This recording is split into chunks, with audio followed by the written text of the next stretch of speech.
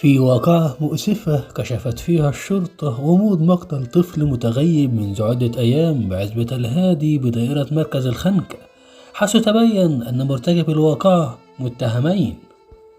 بداية وقوع الجريمة بتلقي بلاغا من الأهالي يفيد بالعثور على جثة الطفل زياد أشرف، والذي يبلغ من العمر 12 عاما، طالب بالصف الأول الإعدادي بمدرسة الشمس الرسمية للغات بجوار مستودع أنابيب بعزبة الهادي.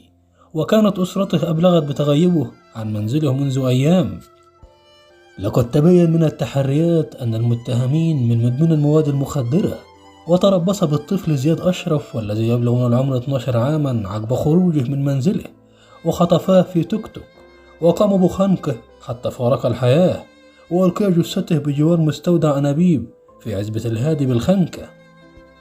من خلال التحريات التي جمعت وبعد سؤال شهود العيان، أن الطفل لقى مصرعه على يد 2 من جيرانه بعزبة الهادي ومحافظة القليوبية، وتبين أنهما من مدمن المواد المخدرة، وأن الطالب كان مقيدا بالصف الأول الإعدادي وهو من أسرة مشهود لها بالأخلاق الطيبة، وأن المتهمين استدرجاه أثناء ذهابه للدرس وتخلصوا منه بخنقه بحبل، وكان ذلك بهدف السرقة والاستيلاء على هاتفه المحمول لتوفير أموال لشراء المخدرات.